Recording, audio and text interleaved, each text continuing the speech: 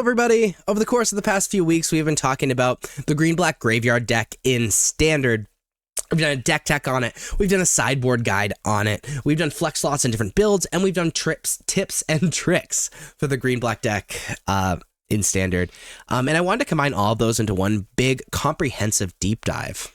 Enjoy. So this is the Golgari Graveyard deck by Zevin Faust. Look great on camera, like at any point. But essentially what you're attempting to do is put as many creatures in the graveyard as possible, and then you're playing a ton of payoffs that reward you for putting all of those creatures into the graveyard. That's the long and short of it. As far as the lands go, there's nothing special going on. You're playing the Golgari lands and whatnot. We're playing 4 Molt Tender. Molt Tender is a 1-mana 1/1. We can tap it to mill a card, which is great. We want to be filling our graveyard. And we can also tap it to exile a card from your graveyard to add 1 mana of any color. So while it's requires us to have cards in our graveyard in order for it to be a mana dork, it's very easy for this deck to do. So it's a mana dork that also puts additional cards into our graveyard. Note Scout is a 1-mana 1/1. However, when it enters, it explores, where you reveal the top card of your library. If it's a land, you put it into your hand. If it's a non-land, you put a +1/+1 counter on Note Scout, and you may put it in your graveyard. Great for filling up our graveyard or even digging and drawing. We're playing for 9 Vermin. When it enters, target player mills 2 cards, so it allows us to continue to fill our graveyard. And when it dies, target creature you don't control gets -1/-1 till end of turn. Very good against the aggressive decks and just is a decent blocker. This brings us to a bunch of our payoffs. So we're going to start with Souls of the Lost. Souls of the Lost is a 2-mana star +1. As an additional cost to cast a spell, discard a card or sacrifice a permanent, which is fine. We want to be filling our graveyard anyway, and frankly, there's a lot of cards in our deck that just don't do anything when you're not in certain situations. And Souls of the Lost power is equal to the number of permanent cards in your graveyard, and its toughness is equal to that number +1. Nearly every card in our deck is a permanent card, and literally every card in our deck in the main deck is a permanent card, besides Overwhelming Remorse. So Souls of the Lost gets very, very, very, very big, very, very, very, very quickly. It's a great blocker and can finish out games very quickly. We're also playing 2 Up the Beanstalk. Up the Beanstalk, 2-mana enchantment. When it enters, and whenever you cast a spell, mana value 5 or greater, draw a card. This can give you massive mana advantage and just be an engine in your deck, because even though all of these cards, besides Harvester of Misery, can be cast for less than 5 mana, they're all considered 5 mana. So whether we are playing Overlord of the Balemurk for its Impending, Overwhelming Remorse for 1 mana, Chitin Gravestalker for 1 mana, Hollow Marauder for 1 mana, Husband's Forge for 1 mana, all of them trigger Up the Beanstalk, and so it can really allow us to leverage our deck in a way that we can pull way, way, way, way ahead. Speaking of all of these cards as well, really the only card that doesn't fall into this category, like I said, is Harvester of Misery. It's a 5-mana 5/4 with Menace. When Harvester of Misery enters, other creatures get -2/-2 till end of turn. Very good against the aggressive and the go-wide decks. However, we can discard it and pay 2 mana to have target creature get -2/-2 till end of turn. This is a way to put a permanent into the graveyard and by and large a creature into the graveyard while still having a removal spell, which is pretty sweet. And Overlord of the Balemurk is sort of in between being a payoff and not. It's a 5-mana 5/5. Whenever it enters or attacks, mill 4 cards, and you may return a non-avatar creature card or a planeswalker card from your graveyard to your hand. So it can't like return itself. And it has Impending 5 for 2 mana. So you can just cast it for 2 mana, trigger that Up the Beanstalk, be able to fill your graveyard, and then select one of these payoffs to be able to put into your hand. We're also playing Overwhelming Remorse, a 5-mana instant to exile target creature or planeswalker. Exile removal is so good in Standard at the moment. And this spell costs 1 last for each creature card in your graveyard. We are filling our graveyard anyway, so very often this is 1 mana. We're playing 2 Chitin Gravestalker. 1 last to cast for each artifact and or creature card in your graveyard. Has cycling 2, so if we need to dig, we can just like put that creature in our graveyard and it discounts everything else. But as long as we have 5 creatures in our graveyard, which is very easy to do, this is a 1-mana 5/4. Hollow Marauder has that same text, however it has flying, and when it enters, any number of target opponents each discard a card. For each of those opponents who didn't discard a card with mana value 4 or greater, draw a card. And it's 4/2. For effectively 1 mana very often. This essentially says against everything but Domain, you get to draw a card and your opponent discards a card, because there's not a lot of cards that are being played that are mana value 4 or greater. And specifically against Domain, it is very, very powerful because you want to be tearing apart their hand, though be afraid of Obstinate Baloth. And they're playing Husband's Swarm. As long as we have 7 or more creature cards in our graveyard, this is a 1-mana 6/6 menace Death Touch. By the way, this also cares about being in exile as well, which is pretty solid. So we're trying to fill our graveyard with as many permanents and creatures as possible, and then play these payoffs and all these undercosted things and trigger out the Beanstalk a whole bunch of times. It is such a cool take on the graveyard deck. Or as far as the sideboard goes, we have some instances of sorceries. Got to be careful about signing those in because they do not work with our game plan. But we're playing Cut Down for these aggressive decks, Duress for things like Domain or Control or whatever. Starving Revenant is a 4-mana 4/4. When it enters Surveil 2, then for each card you put on top of your library, you draw a card and lose 3 life. We have Descend 8. Whenever you draw a card, if there are 8 or more permanent cards in your graveyard, target opponent loses 1 life and you gain 1 life. It's very good against decks that are going to go really, really long, allows you to dig. And we can get that Descend super, super, super easy. We're playing Terror Tide, 4-mana sorcery. All creatures get -X/-X till end of turn, where X the number of permanent cards in your graveyard. Really good against the go wide decks, or really just, I mean, this just like kills everything on the battlefield very easily because we have permanent cards in our graveyard all the time. Playing an extra Harvester of Misery in our sideboard for these aggressive decks. We're playing 4 Scrap Shooter. It's a 3-mana 4/4 with reach. And when it enters, if a gift was promised, destroy target artifact or enchantment opponent controls. Great Artifact Enchantment Hate. Also a 3-mana 4/4 is a decent blocker as well. Obstinate Baloth is a 4-mana 4/4. When it enters, you gain 4 life, and then if your opponent makes you discard it, you get to put it on the battlefield instead of your graveyard. Very, very good against the Pixie decks because of Hopeless Nightmare. Also decent against the aggressive decks, so you gain life and it's a blocker. And we're playing Haywire Might. It's a 1-mana 1/1. When it dies, you gain 2 life, and you can pay a green and sacrifice Haywire Might to exile target non-creature artifact or non-creature enchantment. Again, great artifact and enchantment hate. We need this, by the way, the Scrap Shooter and Haywire Might for things like Rest in Peace and stuff like that, because that's real bad for us. And it gains life, which is pretty relevant. But this is Zevin Faust's graveyard deck that he top 8'd Pro Tour Aether Drift with. Is so impressive. It is such a sweet deck. We'll see if it's good. We'll see if the meta adjusts. But it is certainly very sweet. So this is the Golgari Graveyard deck. As far as the sideboard goes, we are playing one Cut Down. In an attempt to beat the aggressive decks. Duress for decks that Duress is playing against. Starving Revenant, very, very good against decks where life total doesn't matter, so you can get that card advantage. Terror Tide is a board wipe of choice. Harvester of Misery, kind of a board wipe of choice, but mostly just for these aggressive decks. Scrap Shooter is an excellent blocker for 3 mana, but also great artifact and enchantment hate. Obstinate Baloth is decent against aggressive decks, but also our way to beat the Hopeless Nightmare self-bounce decks. And then Haywire Might, great artifact and enchantment hate as well. And the most popular deck in Standard is Gruul Aggro. We're also going to sideboard the same against Gruul Prowess and Mono Red Prowess, which is the 7th and 9th most popular decks. We're going to be bringing in the Cut Downs, the Terror Tides, again, wiping the board, destroying the creatures. That's the name of the game. The Obstinate Baloths. And there's an argument for Scrap Shooter. I don't really like it, but we're going to be bringing out some of these flex slots, the Chichen Gravestalker. We're bringing out Up the Beanstalk because we are not looking to play the long game. And then a single Hollow Marauder just because it's pretty bad at blocking. That's how I'm going to sideboard against those red aggressive decks. The second most popular deck is Esper Self Bounce. We're also going to sideboard the same against Dimir Self Bounce, which is the 6th most popular deck. We're going to be bringing in the Duress. Hitting that this tiny big enough is pretty relevant. I'm a fan of Scrap Shooter just because it blocks pretty much everything in the deck like very, very well. And then Obstinate Baloth for those Hopeless Nightmares. Bringing out the Harvester of Misery. Again, Harvester of Misery is mostly for the aggressive decks. Chichen Gravestalker is always a fine cut just because it's the flex slot. Shaven and Overwhelming Remorse is totally fine just because we're not trying to win this game on removal. We're trying to win this game on just kind of overwhelming our opponents. And actually, speaking of, I'm okay with taking out the other two. So this is how I'm going to sideboard against the bounce decks. The third most popular deck in Standard is Domain. Against Domain, we're bringing in that Duress. Bringing in the Starving Revenant because life total just doesn't matter. Scrap Shooter is excellent for that enchantment hate, which is oh so good against Domain. And then the 2 Haywire Mites for the same reason. Bring out the Harvesters. We'll bring out the Gravestalker. And we're going to bring out a combination of Sea-Note Scout and Gnawing Vermin. The dying effect from Gnawing Vermin doesn't matter. So, like, really, we're just playing it for the mill. This is how I'm going to sideboard against Domain. The fourth most popular deck is Golgari Midrange. Against Golgari Midrange, we mostly just want Harvester of Misery kind of out of the deck. Which, actually, I'm going to be sideboarding the same against Dimir Midrange as well. So, I guess this is for both of them. And Starving Revenant is really the only card that I'm like, I want this card in my deck.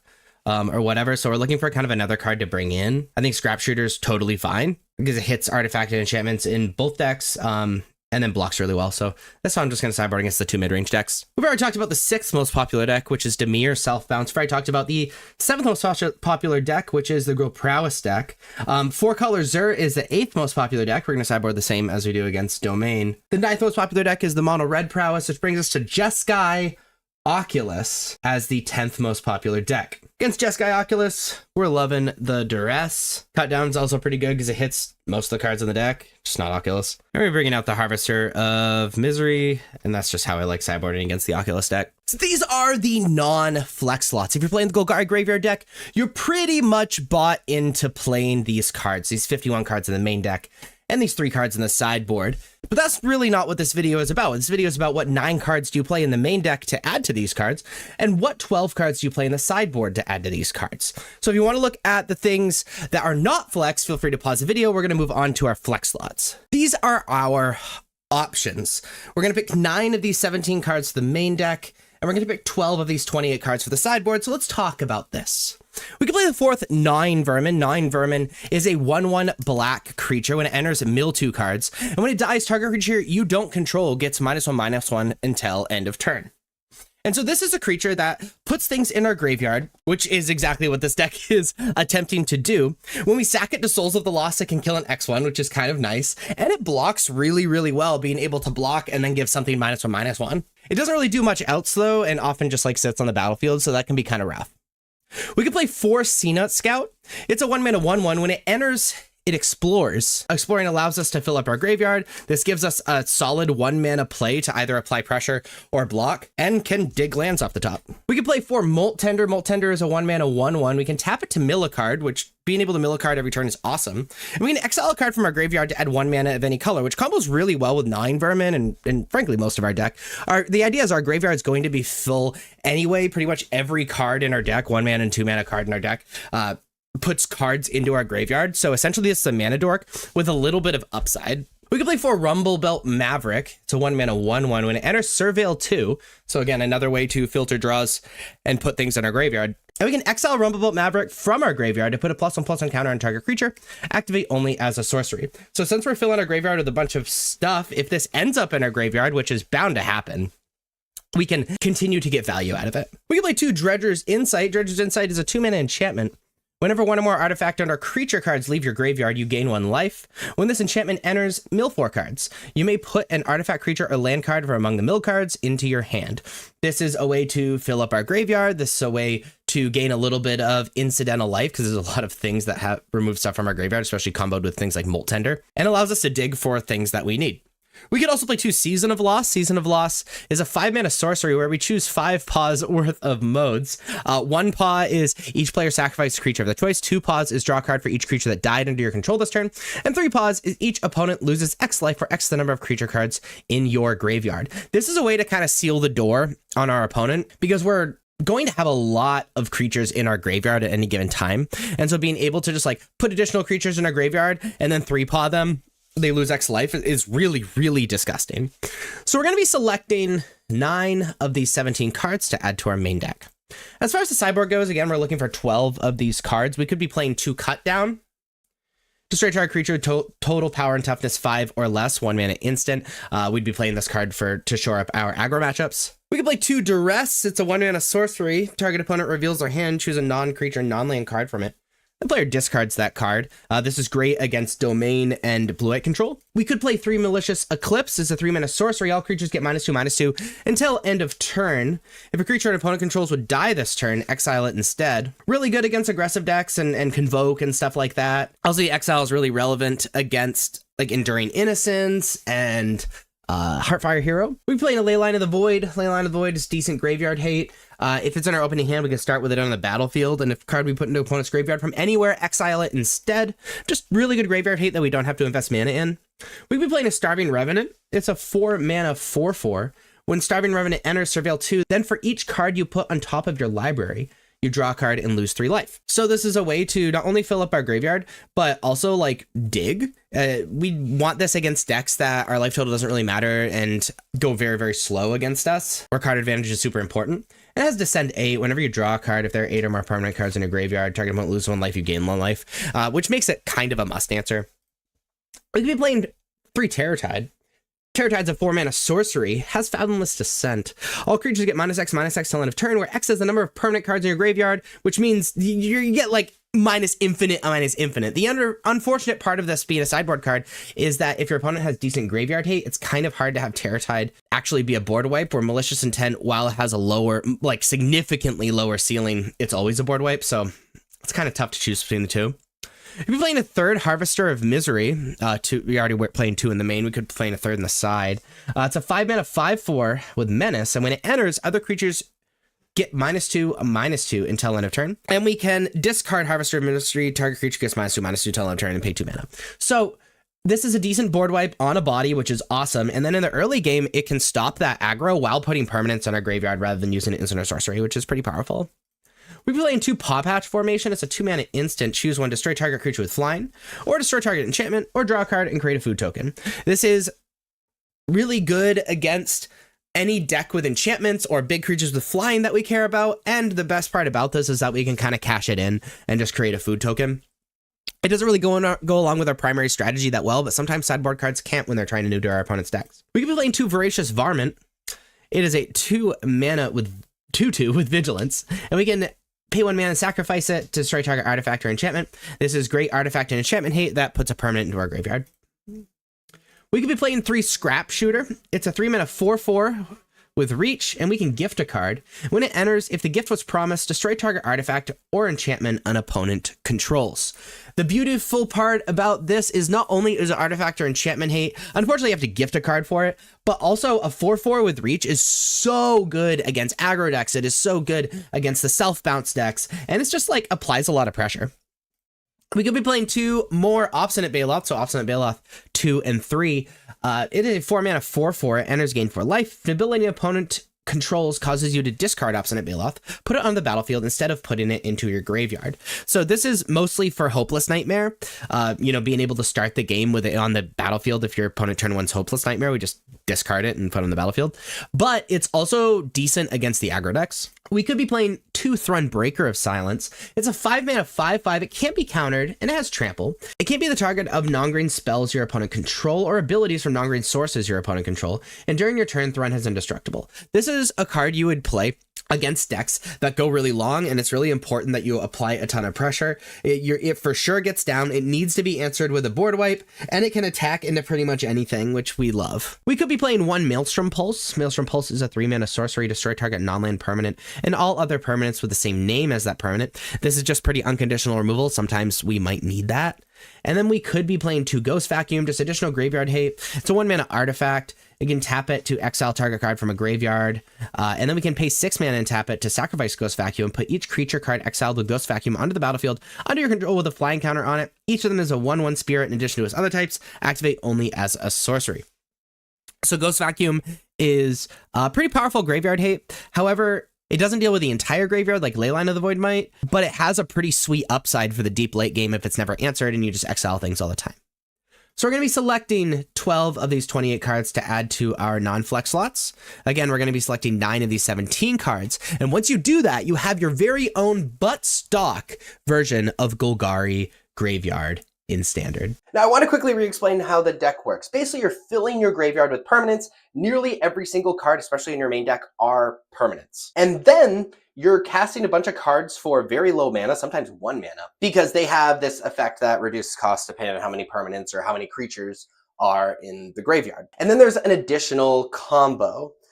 Understand that Up the Beanstalk doesn't care what mana you actually use to cast the spell. It cares about its mana cost. So if something's 6 mana, but its cost has been reduced to 1 mana, it still sees it as 6 mana, so you still draw a card off of that thing that you cast for cheap. That's really important to know, and why Up the Beanstalk is played in this deck at all. But really, the only other nuance to this deck, other than filling your graveyard as fast as possible and making sure you get your Up the Beanstalk triggers for even though you're reducing costs of stuff, is 9 Vermin. 9 Vermin says when it dies, it gives -1/-1 to target creature. We can force that, especially against the aggro decks. So Souls of the Lost is already very good against the aggro decks. It's a really big thing to attack through in this deck. And when we cast Souls of the Lost, we can sack 9 Vermin to actually kill a creature of our opponents. And then we have a big old blocker in Souls of the Lost, and we cash in on 9 Vermin, because really we're only playing 9 Vermin to mill cards and put more permanents into our graveyard so we can cast those really, really big creatures later on in the game. But if we sacrifice 9 Vermin, it kills a mono red creature, and we have that big blocker in Souls of the Lost, which is so, so powerful. If you like this video, please be sure to like and subscribe. Check me out on social medias. Links are above me and in the description. Thank you so much for watching. I'll see you next time. Bye-bye.